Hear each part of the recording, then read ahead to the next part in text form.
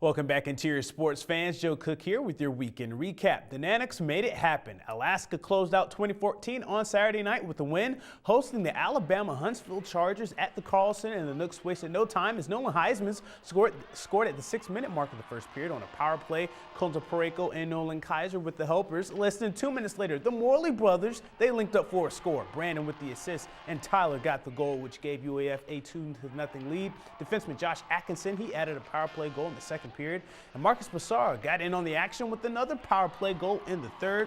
Davis Jones, he stayed alert, making 14 saves as Alaska wins 4-0. It's Jones' third shutout of the year. The Nooks went 3 for 7 on power plays and outshot the Chargers 87-31 in this series. It's the first Saturday night win since October 18th and the first sweep of the season for the Nanooks.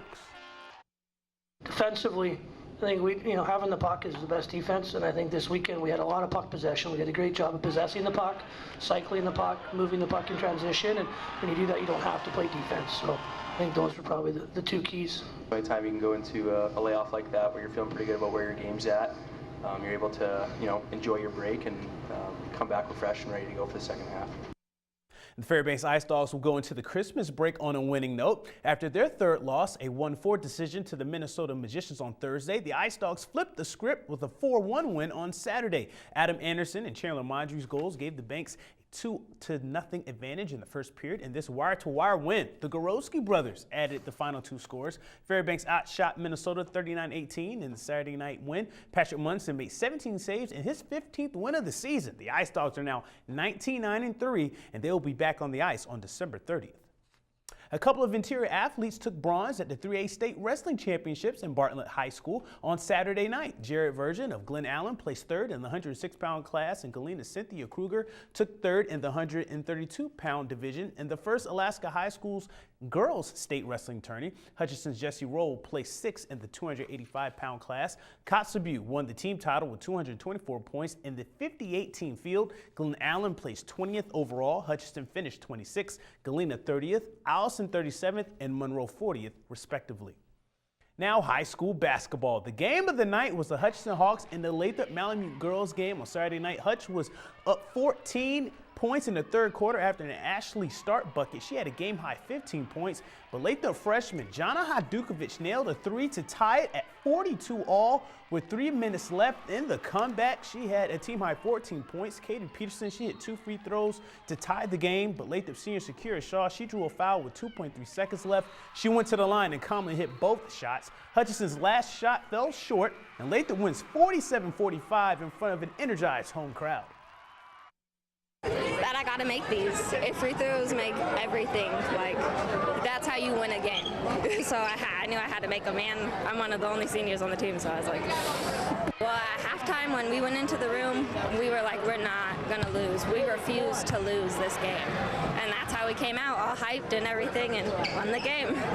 In the boys' game, it was silent night in honor of the late Joe T, but the visitors broke the silent. Hutchinson's Michael Benson nailed a 3 to give Hutch an 11-8 lead. But Benson, he scored a game-high 25 points. And Lathrop's Gabe Howard, he provided the spark, though, the solo 6-0 run. And Lathrop would not look back. They went inside to Kobe Milk, who led the Malamutes with 20 points. Full court press forced a number of turnovers and layups for the Mutes in the second half as Lathrop wins their home opener 86-58 over Hutch and improved to 2-0. Well, personally, I was offended by it because usually we would want the home team to score the 10th point. So I took it personal because we wanted that 10th point. It's a good feeling to get the win because you always obviously want to win first home game. We got to win it for Joe T. And now we wrap up the weekend recap with this week's I-5 Interior Top 5 Plays. At number 5, West Valley's Daniel Hornbuckle showing off the hops with the throwdown, 2 of his 19 points in the Wolfpack 65-24 season opening win over Chugiak on Saturday. At number 4, North Pole's Dylan Latham scores the game-winning goal in the third period in a 3-2 win over Lathrop on Wednesday. At number 3, Davis Jones gets his 3rd shutout of the year for UAF, making 14 saves in a 4-0 win over the Alabama Huntsville Chargers on Saturday night. At number 2, Jana Hadukovic with the game-tying 3 in the 4th quarter. She had a team-high 14 points as Lathrop comes back from 14 down to win 47-45 over Hutchinson on Saturday. At number 1, Taylor Money Time Munson scores the game-winning overtime goal in a 2-1 win over the Chargers on Friday night as the Nanooks get their first WCHA sweep of the season. To vote for the Play of the Week, click on your play on the I-5 poll on Webster11.com. You can also comment on the KTVF Facebook and YouTube post, and send a tweet to KTVF11 Sports on Twitter for your vote. The Play of the Week will be revealed this Friday. The I-5 Sports Report is brought to you by Adient Orthopedic Physical Therapy. And that'll do it for sports tonight. Mike Schultz is next with your full weather forecast, and we'll catch you next time.